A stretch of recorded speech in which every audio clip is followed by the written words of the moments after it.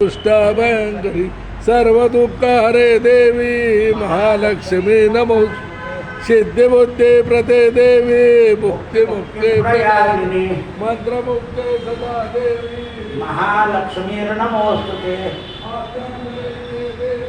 आद्यशक्ति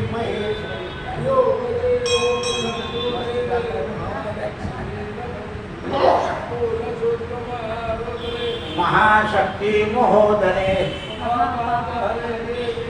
महालक्ष्मी नमोस्तुते परब्रह्म स्वस्वरूपे महालक्ष्मी नमोस्तुते जगस्थिते जगन्माता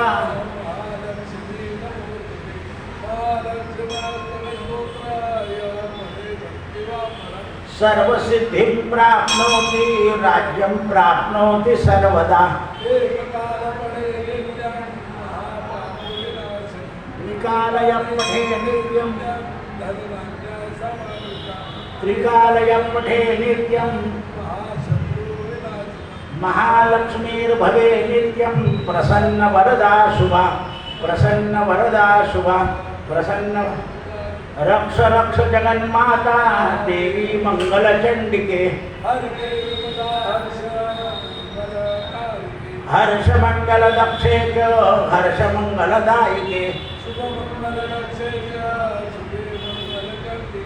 मंगल मंगल दक्षे च सर्व मंगल मांगल्ये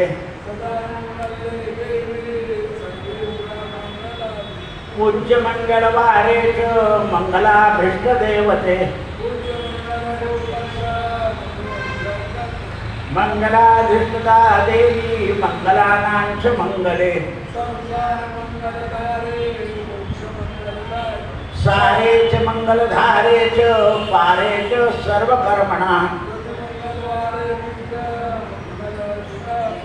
मंगलस मंगलस आयु रक्षेतु वाराही धर्म रक्षेतु वैष्णवी यश कीर्ति च लक्ष्मी च धनं विद्यां च चक्रणी अम्बा माता की जय।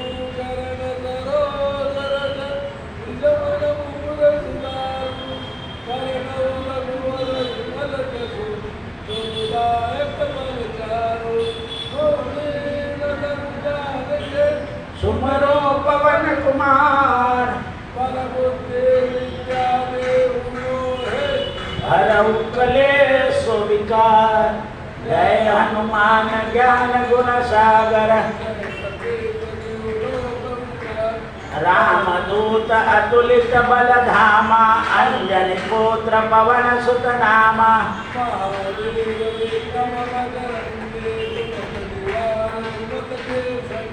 कंचन वरण विराज सुवेशा कानल कुंडल कुंचित केशा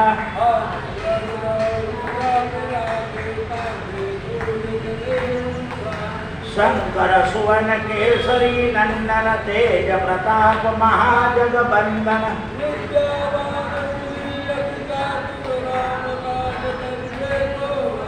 प्रभु चरित्र सुनवे को रसिया राम लखन सीता मन बसिया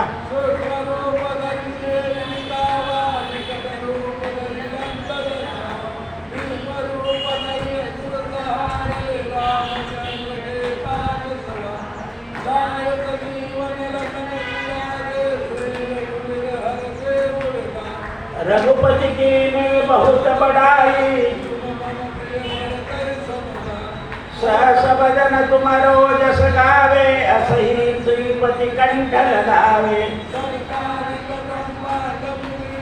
नारद सारद जम कुबेर दिक्पाल जहाते कभी कोई कही सके कहाते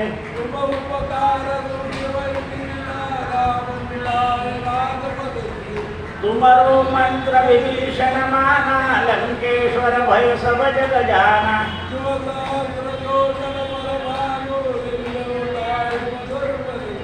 प्रभु मुद्रिका मेल मुख माही दुर्गम काज जगत के जय सुगमानुग्रह तुम्हारे जय जय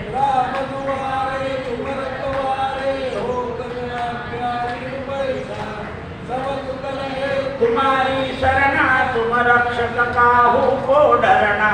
आपन वेग तुम्हारो आगे तीनों लोक हाथ देखा। भूत पिशाच निकट नहीं आवे महावीर जब नाम सुनावे।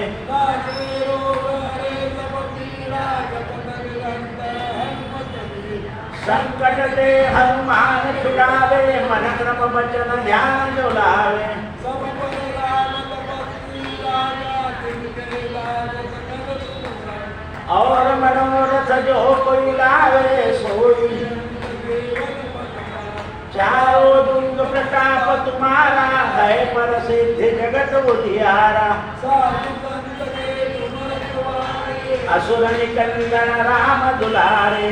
अष्ट सिद्धि नौ निधि दाता सबल दीन जानकीरा। राम रसायन तुम्हारे पासा सदा रहो रघुपति के दासा। तुम्हारे भजन राम को पावे। जन्म जन्म के दुख बिसरावे। अंतकाल रघुवर पुर जाई। जहाँ जन्म हरि भक्त कहाई। और देवता चित्तन धरई हनुमत से प्रबल बचाई। संकट कटे मिटे सब पीरा जो सुमरे हनुमत बल बीरा। जय जय जय हनुमान गोसाई। जो सत बार पाठ कर कोई छूट ही बंदी महासुख होई। जो हनुमान चालिसा होय सिद्धा निर्गौरी। तुलसीदास सदा हरि चेला कीजे नाम। पवन तनय संकट हरण मंगल मूर्ति रूप। राम लखन सीता सहित हृदय बसो सुरभु। सियावर रामचंद्र की जय। पवन सुत हनुमान की जय। उमापति महादेव की जय। बोलो भाई सब संतन की जय। जय जय सीताराम। नमो भगवते वासुदेवाय। नमो भगवते वासुदेवाय। नमो भगवते वासुदेवाय। नमो भगवते वासुदेवाय। नमो भगवते वासुदेवाय नमो नमः। श्री कृष्ण गोविंद हरे मुरारे हे नाथ नारायण। श्री कृष्ण गोविंद हरे मुरारे हे नाथ नारायण। गोपाल कृष्ण भगवान राजाधिराज रामचंद्र भगवान। पवन सुत हनुमान उमापति महादेव। नमः पार्वती पते हर हर महा। कुंडली वरदा हरि श्री ज्ञानदेव तुकाराम गोपाल कृष्ण भगवान। नारायण नारायण नारायण। भक्तीची तिसरी भूमिका आहे चर्चा. चर्चा करीत राहावं. कोणाशी? संताशी आणि भक्ताशी. इतर लोकांशी चर्चा करून काही उपयोग नाही. त्यांना काही श्रद्धा नाही. आशांच्या जवळ देवाच्या नावाविषयी कुठलीच गोष्ट काढू नये. किंवा मी देवळात जाऊन आलो हे सुद्धा सांगू नये. तुम्हाला काय काम उठलं सुटले की म्हणले.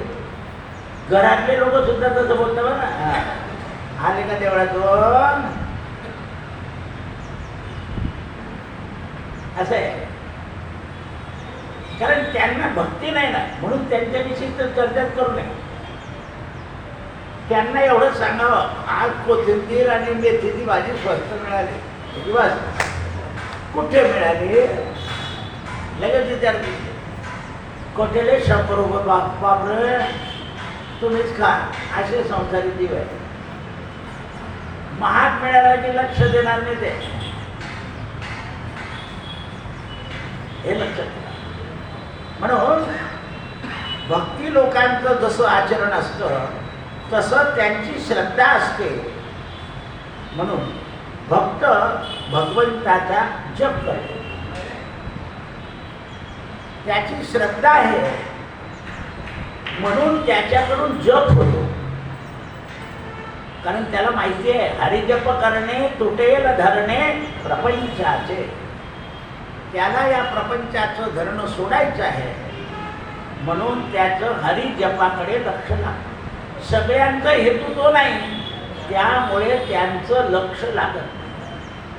मग ज्यांचं लक्ष लागत नाही त्यांच्याशी संबंध ठेवायचा नाही असं नाही, संबंध ठेवायचा, पण परमार्थाविषयी त्यांच्याबद्दल चर्चा करायची नाही. मी महादेवाला 1 लोटा पाणी टाकतो, 3 पाणी टाकतो, बेल वाहतो,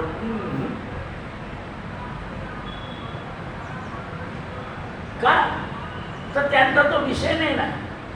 त्यांच्या बरोबर जर चर्चा केली आपण तर एखाद्या वेळा त्यांच्या अश्रद्ध शब्दाने आपली श्रद्धा उडून जायची शक्यता असते. कारण अश्रद्धावान लोक काही सांगतात. मग ते नाशिकचं प्रकरण सांगण्याचे तुम्हाला बाळा केवढ्या लोकांना भजवलं त्या बाळा. आता त्याच्याकडे जे फसले ते सगळे श्रीमंत फसले, गरीब कोणीच फसला नाही. कारण गरीब द्यायला ते झालं. 1 लाख रुपये आणून कुठून तो द्यायलाच का त्याला, ज्याला 10 रुपये द्यायची सवय तो 1 लाख रुपयाचा कशाला विचार करेल. मग फसलं कोण? सगळे मोठे मंत्री, संत्री, नगराध्यक्ष, उपनगराध्यक्ष सगळे होते. पण त्यांना बुद्धी नव्हती का? का फसले? तर कुठेतरी श्रद्धा होती. काही लोक स्वतः श्रद्धा ठेवतात, दुसऱ्याला नाही सांगतात.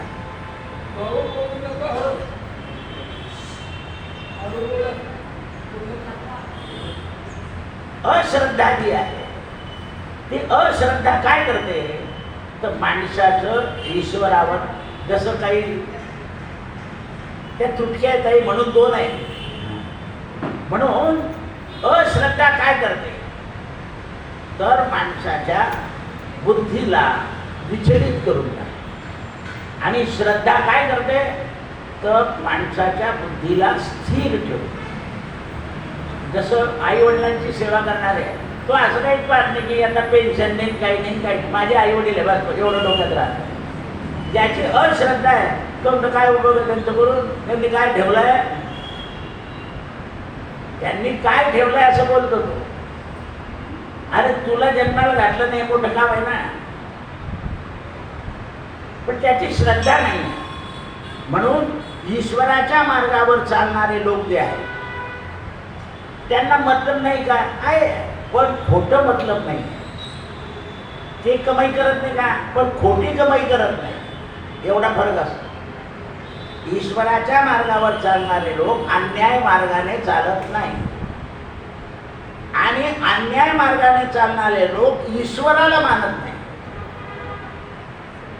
अन्याय मार्गाने चालणारे लोक जग कुठे चाललंय तुम्ही काय म्हणता, आज तुम्ही पेपरला बातमी वाचलं 45 लाख रुपये घेताना सापडला तो माणूस.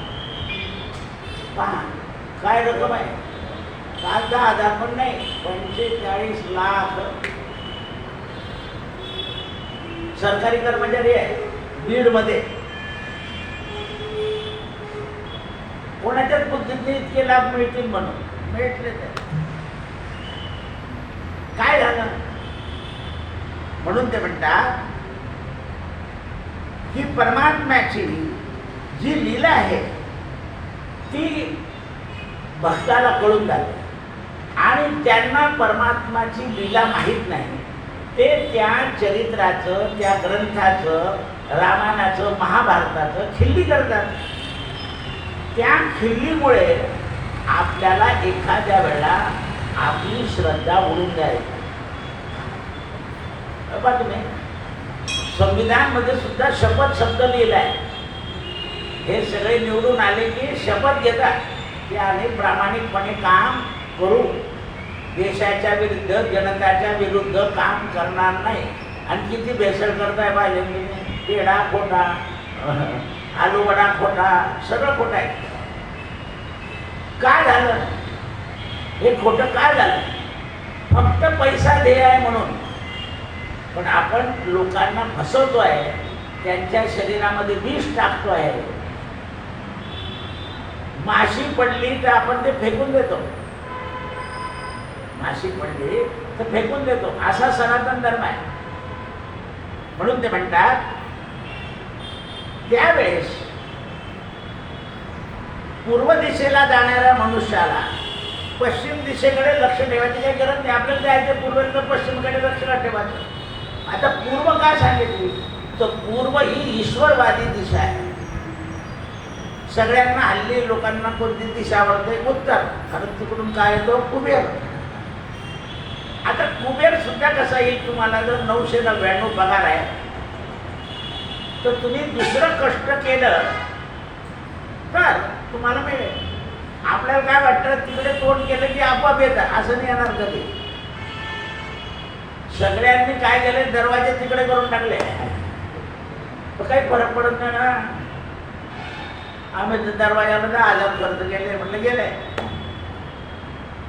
असं नाहीये. तिकडे कुबेर राहतो. तुला त्याची मर्जी पाहिजे असेल तर फक्त तिकडे नमस्कार कर, पण सांग पूर्वेला.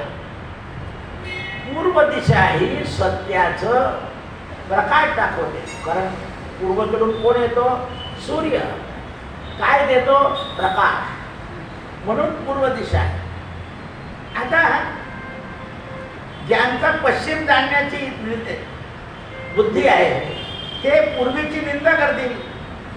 याचा अर्थ आहे व्यापार करा, नोकरी करा, शेती करा, विदेश जा, कुठे जा, मजा करा, पण सत्याचा विचार सोडू नका. सत्याचा विचार सुटला तर जग दुःखी होईल. सत्याचा समजा डॉक्टर हुशार आहे, आपण त्याच्याकडे गेलो की यांचा गुण येतो, पण त्याने जर औषध नाही दिलं, डिस्टिल वाटलं, इंजेक्शन दिलं, पैसे घेतले तर कसं काय फरक पडेल. नुसतं पाणी भरून टोचून दिलं आपल्या शरीराला, पडेल का फरक. ज्या रोगावरचं जे औषध आहे ते औषध त्या पाण्यामध्ये कालवून दिलं तरच रोग बरा होईल.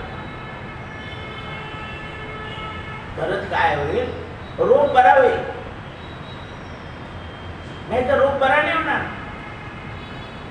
मग त्या डॉक्टरने आपल्या व्यवसायावर श्रद्धा ठेवून व्यवसाय केला पाहिजे की नाही, मला कमाई तर करायची आहे पण लोकांना बरं करायचं. माझं जे काम आहे ते लोकांना निरोगी करण्याचं आहे, रोगापासून बचवायचं काम आहे. हा त्याचा धर्म झाला आणि त्याच्या धर्माला तो प्रामाणिकपणे राहिला पाहिजे. मग असा जो प्रामाणिक माणूस असेल त्याने भजन नाही केलं तर चालेल, त्याचं कर्मच ईश्वर कर्म होतं. म्हणून कर्मे ईशू भजावा. आपल्या कर्मानं ईश्वर भजायचं आहे, दुसरं काम करायची गरज नाही. पण ज्यांचं पूर्व पुण्य जास्त आहे ते कर्मही चांगलं करतात आणि जपही करतात, म्हणून ते भगवंताचे भक्त होतात. त्यांना भगवंताच्या जवळ जाता येतं. जे कर्म चांगलं करतात ते फक्त भगवंताला ओळखून घेतात बस की देव असा आहे, पण त्यांना भगवंतामध्ये मिसळता येत. पण दशरथ राजा कर्म करायचा पण वचनबद्ध होऊन गेला होता. त्या दिवशी कैकेयीचं वचन त्याने पूर्ण केलं नसतं तर त्याचं काही बिघडलं नसतं की नाही हे देणार नाही मी तुला, हे असं देणार. पण राजा काम प्रधान होता म्हणून कैकेयीच्या वचनात अडून गेला. वाटेल ते बोलली येते, त्याने मनाला लावून घेतलं. त्यामुळे काय तर दशरथ राजा हा अधीन होऊन गेला. राजाने कोणाच्या अधीन व्हायचं नाही. घरातल्या मोठ्या माणसाने सुद्धा कोणाच्या अधीन नाही व्हायचं. निर्णय देताना स्वच्छ द्यायचा. या निर्णय तुम्ही सत्य निर्णय दिला की काय होईल. राजा जो निर्णय करतो तो मंत्रिमंडळात करतो, पोरांमध्ये पत्नीमध्ये करत नाही. म्हणून राजाने आपल्या मंत्रिमंडळात जाहीर केलं होतं की उद्या रामाला गादीवर बसवायचं. राजाला असत्य वचनाचा दोष लागला नसता, पण कैकेयीने मोहामध्ये घेऊन पटवलं. म्हणून राजा मोहाच्या अधीन झाला. त्याला असं वाटत होतं आपण घरी गेल्यावर कैकेयीला सांगू, कैकेयी आनंदित होईल, आपली रात्र आनंदात जाईल असं वाटत. केव्हाही मोहामध्ये आनंद नाही आहे. मोहामध्ये काय आहे? दुःख आहे. मोहामध्ये राजा दशरथाला मोह झाला आणि मोहामुळे राजा दुःखामध्ये पडला. म्हणून सगळ्यांच्या आत बसलेला परमात्मा हा परम सुंदर आहे, मधुर आहे, पण त्याची सुंदरता कोणाला दिसेल? तर भगवंताच्या भक्ताला. इतरांना दिसणार नाही. त्याप्रमाणे लहान मुलाला अनेक स्त्रिया दिसल्या, पण त्याच्यामध्ये तो कोणाला शोधून काढतो? आपल्या आईला. ती दिसली की तो पळाला आणि तिला बिलगला. त्याप्रमाणे या जगामध्ये सर्वत्र परमात्मा भरलेला आहे. म्हणजे भगवंताचे भक्त आहे ते सगळ्यांकडे पाहतात, सगळ्यांमध्ये परमात्मा आहे, पण जिथे त्यांना जाणवतो तिथे ते स्थिर होतात. मग ती मूर्ती असो, मंदिर असो, झाड असो, नदी असो, त्यांना आनंद होतो. आमची तापी माय भेटली, आमची नर्मदा भेटली, ती आमच्या शंकराच्या डोक्यातून निघाली आहे. तापी शंकराच्या डोक्यातून निघाली आहे. गिरणा गडावरून देवीच्या शरीरातून निघाली आहे. ब्रह्मगिरी ब्रह्मपर्वतावरून निघाली आहे. ब्रह्मदेवानं तिला आपल्याला दिली आहे. म्हणून ते म्हणतात, श्रद्धा ही गोष्ट ऐकल्यावर माणसाच्या मनामध्ये संशय मिटून जातो. एखादं स्थान असतं, आमचं हे श्रद्धास्थान आहे, बाकीचे लोक म्हणतात संशय मिटला, श्रद्धा आहे ना, मग काही नाही. म्हणून श्रद्धा काय करते? तर माणसाच्या मनातला संशय संपवते. मग श्रद्धा कोणावर ठेवायची? तर म्हणे सत्यावर. मग सत्य कोण आहे? तर भगवंत.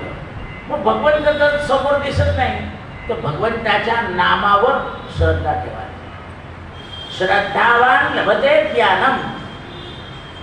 श्रद्धावानाला ज्ञानाची प्राप्ती नक्की आहे, भक्तीची प्राप्ती नक्की आहे. म्हणून आजकाल बघा तुम्ही, आपल्याला मोठ्या लोक भाषा इंग्रजी शिकतात, भाषेचा द्वेष नाही, पण मोठे लोक शिकतात म्हणून आपण शिकायचं. मग सगळ्या भाषा आहेत, तुमचं त्याच भाषेवर प्रेम का जातं? तर जगात तिची आज चलती आहे. ज्या भाषेची चलती असते ना त्या भाषेकडे लोक वळतात. पण सगळ्या देशातले लोक इंग्रजीकडे वळाले, कारण ते सगळीकडे चालती येते. मग इंग्रजी शिकायचं नाही असं नाही आहे, पण आपली भाषा विसरायचं नाही. आता हे लोक महाराष्ट्रात येतात, महाराष्ट्राच्या भाषेला मानायला तयार नाही. बोर्ड बिल येणार नाही म्हणे आम्ही. म्हटलं ठोक मग त्यांना. तुम्ही जिथे राहता त्या भाषेचा आदर केला पाहिजे. सगळ्या प्रांतामध्ये मग त्यांच्या भाषेचा आदर आहे का नाही? मग महाराष्ट्रातच का नको? तर तुम्ही तो द्वेष समजता, पोट भरतात, पैसे कमवतात आणि भाषेचा का द्वेष करतात? तर तुमची श्रद्धा नाही. म्हणून ते म्हणतात, चांगले स्वरूप पाहण्याकरता तुमची श्रद्धा असावी लागेल. देशावर सुद्धा काय लागेल? श्रद्धा.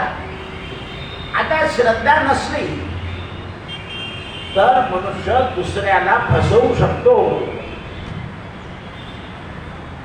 म्हणून माझा देश, माझं गाव. पण तुम्ही काही लोक मुंबईला राहतात, पण आपल्या गावाला एखादी शाळा, एखादी पाण्याची टाकी, माझं गाव आहे, त्याला तिथे पाण्याची सोय किंवा शाळेची सोय, त्याला उपयोग आहे का? त्याच्या मुलांना उपयोग नाही, पण त्याची गावावर श्रद्धा आहे. आता या औरंगाबाद तालुक्यामध्ये एका माणसाने, मुंबईला त्याचा मोठा धंदा आहे, त्याने सगळ्या गावाला सोलर बसवून दिलं. एकही माणसाला विजेचा खर्च नाही. त्याला वाटलं काय द्यावं आजीवन, म्हणून सगळ्यांना सोलर बसवून दिलं. गुजरातमध्ये एका माणसाने सगळ्या शेतकऱ्यांचं कर्ज भरून दिलं आणि शेतकरी नील करून दिलं. काय मिळालं त्याला? नाही, माझं गाव कर्जातून मुक्त झालं. श्रद्धा आहे ना. त्याने तिरुपतीला पैसे टाकले नाही, त्याने महालक्ष्मीला पैसे टाकले नाही, त्याने हे काम केलं. त्याला गावावर श्रद्धा होती, म्हणून त्याची श्रद्धा ज्ञानवान झाली आणि त्याने सांगून दिलं की हे काम झालंय, कर्जमुक्ती केली, कोणीही पैसे खर्च करून मला सुरतला भेटायला यायची गरज नाही, हे पण सांगून दिलं. नाही आपण काय म्हणतो, एवढं करून दिलं त्या गावात जाऊन कोणी तोंड फिरून पाहतोय नाही, कोणी येऊ नका. काय करायचं, मी जेव्हा गावात येईल तेव्हा मला भेटा. बरोबर आहे ना? आपण काम करून देतो आणि त्याच्यापासून आउटपुट पाहतो. त्यांना नाही कोणी भेटत, पैसे खर्च करून येऊ नका, कुठे बाजारात भेट झाली तर भेटू का? का आपल्याला मोठेपणा, याच्यावर त्याची काय आहे? श्रद्धा आहे. त्याची श्रद्धा आहे. ही श्रद्धा असणं ही मोठी कृपा आहे. याला म्हणतात निष्काम श्रद्धा, की ज्या श्रद्धेपासून आणि आपण काम करतो त्याच्यापासून काहीही अपेक्षा नाही. म्हणून अशा प्रकारे आपण स्वरूपाची, आता डॉक्टरवर सुद्धा आपली श्रद्धा असते, म्हणून श्रद्धेमुळे आपण त्याच्याकडे जातो. आता डॉक्टरने जर आपल्या श्रद्धेचा विश्वासघात केला तर त्याला फळ मिळणारच नाही. म्हणून बरेच लोक आपल्या फॅमिली डॉक्टरला दाखवून देतात, डॉक्टर हे तुम्ही सांगितल्याप्रमाणे गेलो, हे औषध बरोबर आहे की नाही पहा बरं. आता तो औषध देणारा डॉक्टर त्या डॉक्टरपेक्षा विद्वान आहे, पण नाही माझा डॉक्टर आहे, माझे गुरुजी आहे. याला सुद्धा श्रद्धाच म्हणतात. जगात श्रद्धेविरहित माणूस राहू शकत नाही. आणि म्हणून ते म्हणतात की संसारामध्ये सुद्धा आस्था आहे, नाव बदललं. संसारामध्ये सुद्धा काय आहे? आस्था आहे. व आमचं हे दुकान जे किराणा दुकान ना एकदम खरं आहे, आम्ही इथूनच माल घेतो. मग तो ज्याची श्रद्धा आहे त्याला दुकानदार काय म्हणतो, बसा तुमची माल देतो ना जरूर इथे बसा, अरे चहा आणतो बाबूला, आणि ते गिऱ्हाईक गेल्यावर मग माल देतो त्यांना स्वस्त, कारण त्याची श्रद्धा आहे. दुसऱ्याला त्याची श्रद्धा नाही आहे म्हणून त्याचा व्यवहार वेगळा करतो, आणि याचा व्यवहार जाता जाता 3 पिशव्या देऊन देतो जाहिरातीच्या, 3 येतात, बाकी त्यांना एकच दिली त्याने, कारण श्रद्धा आहे. श्रद्धा ही जोपासावी लागते. मी पाठवते तुमच्या घरी, तुम्ही जा, गर्दी असते त्याच्या घरी पाठवून देतो, कारण त्याला माहिती आहे आपला दुकानदार आपल्याला कमी माल देणार नाही. म्हटलं मजुरी लावून देते, अरे काय मजुरी लावल्या जाओ, तुमच्यापेक्षा मजुरी महत्वाची आहे का? बिना मजुरीचा माल पाठवून देतो, कारण त्या माणसाची श्रद्धा. म्हणून सांगण्याचा अभिप्राय असा आहे की जगामध्ये श्रद्धा नाही असं नाही, त्या श्रद्धेचं नाव बदललं, आस्था. काय आहे?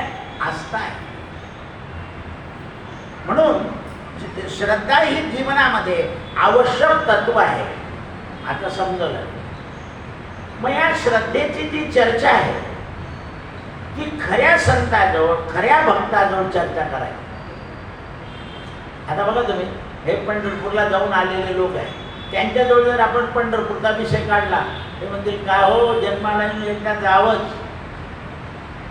असं नास्तिक मनुष्य सुद्धा सांगेल, कारण त्याने ते पाहिलं ना. जो गेला नाही तर नाही नुसती गर्दी राहते, इतकी घाण राहते, तो असं सांगतो. ज्याला श्रद्धा नाही त्याला काय दिसते? घाण. ज्याला श्रद्धा आहे त्याला कोण दिसतो? देव. आणि मग त्याला म्हणावं AC जातो तू, त्या AC मध्ये जो स्वयंपाक चालतो त्याच्यात जाऊन पाय बरं, नुसते किडे चालतात, कसं काय खातो हो? टेस्टिव नुसते किडे चालतात तिथे. नाही गरम आलं म्हणे, अरे काय गरम आलं? म्हणजे श्रद्धा आहे का? आता आमचा जगून गेला ना, तुम्ही ऐकलं TV सगळं.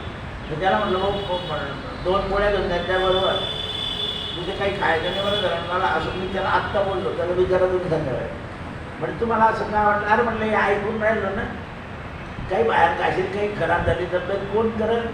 तो म्हणजे मी घरूनच 3 पोळ्या खाऊन जातो, बरोबर काही नेत नाही, तिथे खात नाही. म्हटलं मला तपास करावा लागेल का? तर सांगितलं पाहिजे पोरांना. आता एवढं सांगून जर मारला तिकडे गुलाबजामुन तर काय कराय? असं आहे. आत्ताच बोललो सकाळी त्यालाही मला वाटलं की आज कामं टोकताय, इतक्या दिवसात टोकलं नाही. कारण ऐकलं वातावरण की काहीच चांगलं नाही आहे, कुठलंच नाही चांगलं आहे. काय आता ज्याची आणली वेळ आहे तिची गोष्ट सोडा, पण आपल्याला जर अनुकूल परिस्थिती असते तर जायचं का झाला? म्हणून पूर्वीचे लोक एक भाकरी बांधली की चालू. आपल्याला वाटत काय कंजूस आहे, कंजूस नाही ते प्रामाणिक होते. नाही तर मग ते बुरबुरे चिवडा तो बरा भेळ वाटता, त्याला काही दोष नाही. लक्षात ठेवा, हे जे लक्षात आणून दिलं जातं. पहा तुम्ही आता प्राणी कमी आहे, गाई म्हशी, कुठून एवढा खवा तयार होणार आहे? एवढं तर डोकं चाललं पाहिजे. आपण चुकीचं काम करतो ना. म्हणून ते म्हणतात ते जे एक वाटर मिळतं ना तेही शोधलं त्यांनी, एनर्जी वाटर, ते बी खराब आहे.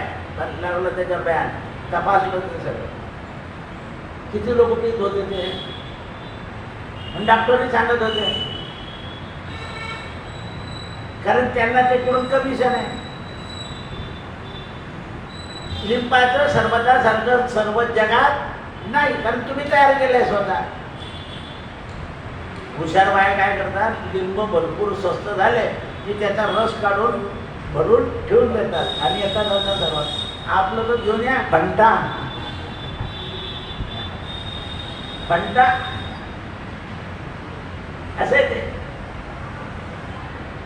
हुशार लोक बरोबर काटकसर करतात. लिंब स्वस्त असले की आणायचे, रस काढून ठेवून द्यायचा, खराब नाही होत. थोडी साखर टाकली की तो व्यवस्थित राहतो. म्हणून आता ज्याची भोजनामध्ये सुद्धा कोणत्यामध्ये विटॅमिन आहे, काय आहे, हे आपल्याला पूर्वी सकस अन्न खात होतो, त्यामुळे आपल्याला विटॅमिन. आता अन्न सकस नाही, म्हणून डॉक्टरच्या सल्ल्याने आपल्याला औषध घ्यावं लागतं. त्याच्यावर आपण श्रद्धा ठेवतो ना, की डॉक्टरने लिहून दिले आहे, डॉक्टरने लिहून दिले आहे. म्हणून एक दुसरी गोष्ट जरी असली तर त्याच्यावर श्रद्धा ठेवावी लागते.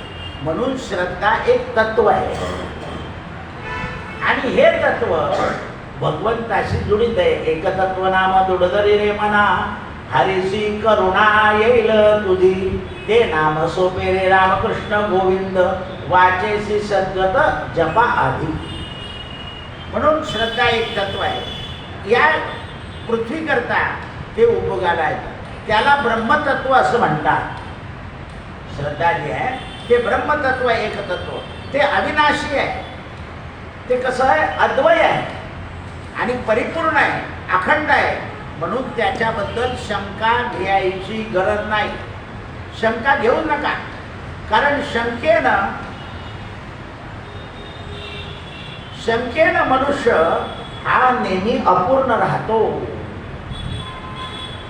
म्हणून शंका करू नये. व्यक्तिगत जीवनामध्ये सुद्धा व्यवहारिक रूप द्यावं लागतं. आपण जे व्यक्तिगत जीवन जगतो त्याच्यामध्ये व्यवहारिक रूप द्यावं लागतं. तुम्ही व्यवहार धरला नाही तर जगापासून अलिप्त व्हाल. कोणाला भेटायला जावं लागतं, कोणाला दुःखाला जावं लागतं, हा व्यवहार आहे. आणि तो व्यवहार तुम्ही पाळला की तुमच्या दुःखाला सुखाला लोक हजर राहतात. नाही हो, तिथे गेलं पाहिजे, तो प्रत्येक वेळा आपल्याकडे आला आहे, काय झाला, व्यवहार झाला. म्हणून व्यवहाराला सुद्धा महत्व द्यावं लागतं. व्यवहार सोडून जगाल तर निराशवाद येईल. म्हणून जग आहे तिथे व्यवहार आहे आणि परमात्मा आहे तिथे श्रद्धा आहे. श्रद्धेच्या ठिकाणी श्रद्धा ठेवा आणि व्यवहाराच्या ठिकाणी आपण चहा पितो, घ्याव चहा, तो माणूस काय म्हणतो, यांचा 2च कप असेल, कुठे घेता? नाही, मी आत्ताच घेऊन आलो. तो घेत नाही, आत्ताच घेऊन आलो, नको मला जरा शुगर आहे ना. काय केलं तुम्ही? फक्त घ्या म्हटलं, त्याने घेतला नाही. पण नाही हो म्हटलं, त्यांनी 2-2 वेळा म्हटलं, नीच घेतलं नाही. कारण व्यवहार पाळला. व्यवहारामुळे संसारामध्ये मान मिळतो आणि श्रद्धेमुळे परमार्थात स्थान मिळतं. का? कोणतं स्थान? भगवंताचा भक्त. आणि जशी जशी श्रद्धा ठेवाल तशी तशी तुमची बुद्धी शुद्ध होत जाते.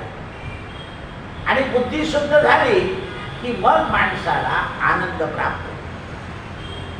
कारण सगळी सृष्टी जी आहे ही स्वयं ब्रह्माने भरलेली आहे. ही संपूर्ण सृष्टी जी आहे ही ब्रह्माने भरलेली आहे. ब्रह्माशिवाय विटा ठाव नाही, कुठेच ब्रह्म नाही असं नाही. सर्विदम खलविदम ब्रह्मासी. जगामध्ये सगळं ब्रह्म भरलेलं आहे. म्हणून आपण आपल्या डोळ्यानं ते ब्रह्म पाहण्याची प्रयत्न करायचे. म्हणून वाणी कृष्णमय, हृदय कृष्णमय, बुद्धी कृष्णमय. भगवंताची अभिव्यक्ती ही मोठी कठीण आहे. आणि म्हणून जीवनामध्ये भक्त जीवन हे सगळ्यात आनंदी आहे. काय पाहिजे? कोणतं जीवन पाहिजे? भक्त. कारण भक्त झाला की त्याला सांभाळणारा परमात्मा आहे.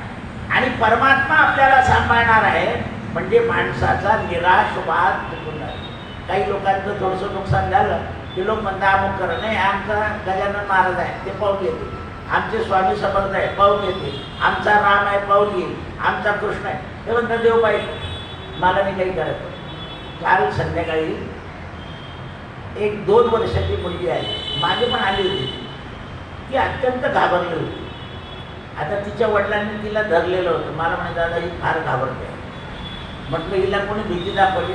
तर त्या वडिलांनी सहज सांगितलं आमचा मुलगा आहे ना, या नाही. तो मुलगा त्यांच्यासमोर म्हणे महाराज हे खोटं बोलता, यांनी सांगितलं तिला की तिकडे बुवा आहे. माझ्या समोर त्या लहान मुलाने त्या बापाला, बापच बोलला होता त्याला. ती आई हसली तिकडे तोंड करून की हे खोटं बोलताय. पण पोरगा एकदम सडेतोड बोलून गेला. तो हे बोलले म्हणजे तिकडे बुवा आहे. तेव्हापासून घाबरली माहिती. त्या माणसात मान खाली होती. काही गरज होती का? मुलासमोर खोटं बोलायची गरज नव्हती. तो मुलं पटकन बोलून होती. त्याला वाटलं हा बोलणार नाही. मग त्याला लक्ष लावून दिली, धाट लावून दिला. तर मुलांना असं करू नये, त्यांच्याबद्दल खोटे आरोप करू नये. पण त्यांच्या मनात ते बसून जात. तो लहान होता पण खरं बोलून गेला. आपण जर मोठे असतो तर तसं खरं बोललो नसतो. कारण आपल्याला माहिती आहे वडिलांचा अपमान करू नाही. पण त्याला माहित नाही ना ते त्याला माहित नाही. म्हणून लहान मुलांसमोर केव्हाही असत्य भाषण करू नये, कारण त्यांच्या मनावर परिणाम होतो. म्हणून ते म्हणतात भक्तीची आवश्यकता आहे. भक्तीनं माणसाच्या जीवनात परिवर्तन होतं आणि दुःख सहन करण्याची शक्ती येते. म्हणून यदुनाम ध्यासीनाम युक्तः. मनुष्य जे कर्म करतो त्या कर्माची गाठ त्याला बांधावीच लागते. तुम्ही परवा दशरथ राजानं ते कर्म लहानपणी म्हणजे बऱ्याच वर्षापूर्वी केलं होतं.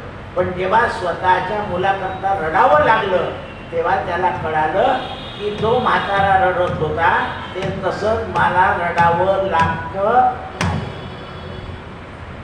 कारण ती कर्माची गाठ आहे. तुम्ही शुद्ध कर्म कराल तर शुद्ध कर्म तुमच्या गाठीला राहील. अशुद्ध कर्म कराल तर अशुद्ध कर्म गाठीला राहील. म्हणून मनुष्यानं भोगवादी होण्यापेक्षा, निराशवादी होण्यापेक्षा त्यागवादी व्हावं. कारण त्यागानं मनुष्यामध्ये भगवंताचं काय येतं? स्वरूप येतं. म्हणून अनुसाध्या अनुभक्तीम असी ते अनुसाध्या. भगवान अनुध्या रूपानं येतात. ज्याप्रमाणे एखादी गाठ सुटत नसेल तर आपण ब्लेडने तिला तोडून टाकतो. त्याप्रमाणे आपले कर्मबंधन जे आहे ते कर्मबंधन भक्तीने तुटून जातात. पहा तुम्ही, आजामिळाने खूप दोष केला होता, पण नारायणाच्या नावाने ते दोष निघून गेले. ज्ञानेश्वर माऊली सुद्धा लिहिते, सर्व दोष हरण आणि जड जीवा तारण. भगवंताचं नाम काय आहे तर सर्व दोषाचं हरण करणं आहे. आणि जड जीव म्हणजे आपण मायेमध्ये अटकलेलो, या जड जीवांचा उद्धार करणं हे भगवंताच्या नामाचं सामर्थ्य आहे. म्हणून ते म्हणतात, ज्याप्रमाणे शस्त्रानं ते तुटून जातं त्याप्रमाणे भगवंताच्या भक्तीनं, भगवंताचं चिंतन केल्यानं कर्माची बंधनं नाश पावतात. आता तुम्ही म्हणाल मी तर 42 वर्ष झाले करून राहिलो, तर तुम्ही त्या मनाला लावून एकाग्रतेने करत नाही आले, म्हणून तुमच्या कर्माची बंधनं तुटली नाही. कर्माची जळगाव शहरातलं उदाहरण तुम्हाला माझे एकदा सांगितलं होतं. एका माणसाचा 6 महिन्यापूर्वी एकुलता एक मुलगा गेला. त्या ठिकाणी 3 मित्र गेले. दैवयोगानं एकदा दुसऱ्या मित्राचा एक मुलगा गुजरातकडे यात्रा करायला गेला द्वारकेची, तर तो ॲक्सिडेंटमध्ये वारला. तर आम्ही 3-4 लोक त्याला भेटायला गेलो.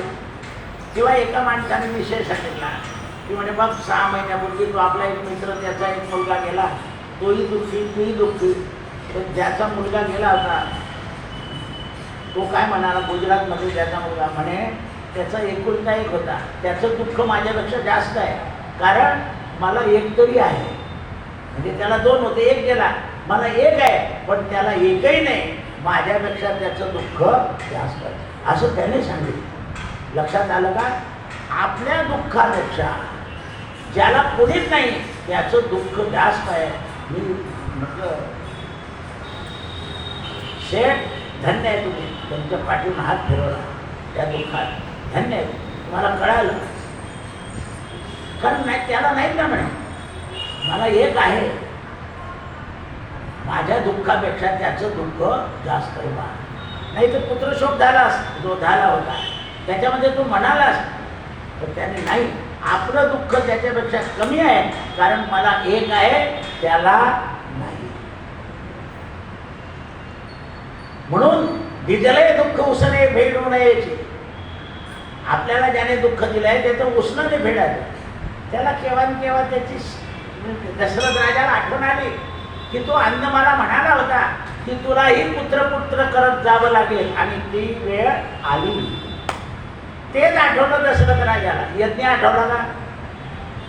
म्हणून पुण्य आठवत नाही, पाप मरताना आठवतो. म्हणून जीव घाबरतो, गडबड लागतं, कफ त्रास देतो. म्हणून समर्थांनी एक श्लोक लिहिला आहे, कफे कंठ दाटेल जेव्हा, हरे राम तू म्हणशील केव्हा. जेव्हा तो कफ दाटतो म्हणजे जाता जाता मी राम घेऊन येईल, नाही आता बसून म्हण, कफे कंठ दाटेल जेव्हा, हरे राम तू म्हणशील केव्हा.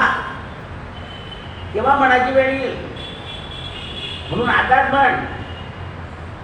आणि नाम जपाचं बल आपल्याजवळ मिळव. नाम जपाचं साधन आपल्याजवळ साधन कर. स्वर्गाची शिदोरी आहे ती, वैकुंठाची शिदोरी आहे. जसं लोक प्रवासात 4 बिस्किट घेऊन येतात, नाही काही बिस्किट खाऊन घेऊन शिदोरी बरोबर न्यावी लागते, तशी भगवंताच्या नामाची शिदोरी आहे. जीवनामध्ये आपण कर्माला संलग्न राहतो, त्याप्रमाणे नामाला संलग्न राहिलं पाहिजे. जसं जसं नामावर आपला दृढ विश्वास बसायला लागतो, तशी तशी शांती आपल्या शरीरामध्ये नांदायला सुरुवात करते. नाहीतर ही शांती भंग होऊन जाते, लगेच चालली जाते. म्हणून आपल्या जीवनामध्ये शांती राहावी याकरता स्वरूपाची स्थिती, जसा एखादा व्यापारी असतो 10-20 हजाराचा गाठा हो, पण मुलांना म्हणतो अरे काय घाबरता, आणखी कष्ट करू आणि मिळवून घेऊ नका, रडत नाही बसायचं, चला 2 तास काम करताय ना, 4 तास काम करा, घेऊन जाईल का. त्याने काय भेटली आहे, विश्वासाची शिदोरी, म्हणून तो रडत नाही बसला. रडत बसला नाही तो. पूर्वी आठवडे बाजार होते ना, तर व्यापारी प्रत्येक गावाला गाडी वळी करून माल विकायला जायचे. एखाद्या वेळा अडचण आली तर त्या गावात काय, अरे गाडी बुधवारी निघून जाईल ना, मसाच्या बाजारमध्ये कसं निघून जाईल, चाल. तर खरोखर ते मसाच्या बाजारामध्ये तिकडची कसं निघून जाईल, कारण त्यांनी शिदोरी बांधली आहे. कशाची? विश्वास. नाही तर काही खचून जाता, जाऊ दे मला काही बरं वाटत नाही, कुठं गेलाच नाही मसाच्या बाजारात. का? जसे हुशार लोक काय करतात, या बुधवारच्या बाजारात जास्ती भाजी घेतात इकडे, आणि जे आहे ते इकडे घेतात. इकडे सगळी जी आहे ना, तर नाल्याची भाजी आहे, आणि इकडे सगळी शेतातली भाजी येते, म्हणून सगळे लोक बुधवारी इकडे जातात. भाजीपाल्यात फरक आहे. असे या पुतळ्याजवळ सुद्धा तिकडचाच बाजार बसतो, चांदसर, पाळटी वगैरे वगैरे वगैरे शेतातला माल असतात, तेवढा विकतो. इकडच्या पेक्षा थोडा महाग आहे, पण इकडचा सस्ता आहे, पण जाणारे लोक तिकडेच जातात. का? तर त्यांना माहिती आहे ना माल चांगला आहे. व्यवहारिक जीवनामध्ये वस्तू स्वस्त नाही, पण ती मस्त पाहिजे. कशी पाहिजे? टवटवीत पाहिजे. म्हणून जसा व्यवहार आहे तसा परमार्थ आहे. परमार्थामध्ये सुद्धा कशी पाहिजे? निष्ठावंत भाव भक्ताचा स्वधर्म. निष्ठा पक्की पाहिजे. हल्ली कसं झालंय, त्या मोबाईलवर आलं की अमुक करा गेलं की लोक ते करायला लागून जाते. निष्ठा नाही आहे. कारण कुठला माणूस सांगतो नेपाळचा, तिकडचा नियम वेगळा आहे, इकडचा नियम वेगळा आहे. पण आपल्याकडे चपला घालून कधीच देवाला पाणी नेणार नाही, तिकडे चपला घालून पाणी टाकतात. ते म्हणतात घरचं पाणी घेऊन. आता घरचं पाणी आणलं म्हणजे चप्पल आली ना बाहेर. असं आहे. आपल्या महाराष्ट्रात कोणी चपला घालून पाणी घालत नाही, पण आता घालायला लागले लोक. घरून घेऊन येतात बाटल्या, चप्पल घालून येतात, गाडीवर येतात, पण टाकतं. खरं ते कळत नाही ना. तुला फुकट्याचं पाणी नको तर महादेवाच्या मंदिरातून पाणी घेऊन 10 रुपये टाकून देते पेटीमध्ये विकत, पण चपलेचं पाणी नाही आणत. आता सगळ्यांना सांगितलं की बाटलीचं पाणी खराब आहे, विज्ञानाने सांगून टाकलं खराब आहे. हे जर सांगून टाकलं आहे काही आहे म्हणून सांगून टाकलं ते, तर त्याप्रमाणे बरेच लोकांनी मग बाटल्या स्टीलच्या करून टाकल्या, तांब्याच्या करून टाकल्या, त्याच्यात पाणी देतात. कारण जेव्हा विज्ञानानं सांगितलं तेव्हा त्यांच्या लक्षात आलं. म्हणून ते म्हणतात की शरीराला संसारामध्ये ममता जोडलेली आहे. शरीराला संसारामध्ये ममता जोडलेली आहे, आणि ममता जोडल्यामुळे संसार हा ममत्वेनं उभं राहतो. आणि परमार्थामध्ये ममता जोडलेली नाही, तर भक्ती जोडलेली आहे. म्हणून ममता न जोडता भक्ती जोडले असल्यामुळे माणसाच्या मनाला सत्यताला, म्हणून भगवंताचं प्रेम जीवनामध्ये येण्याकरता खऱ्या संतांची, खऱ्या साधूंची, खऱ्या भक्तांची आणि आपली चर्चा झाली पाहिजे. आणि त्या चर्चेमध्ये भगवंताची स्मृती, चर्चा झाल्यानंतर भगवंताची, मग ही सगळी चर्चा कशामध्ये आहे? तर गीता भागवत करती श्रवण.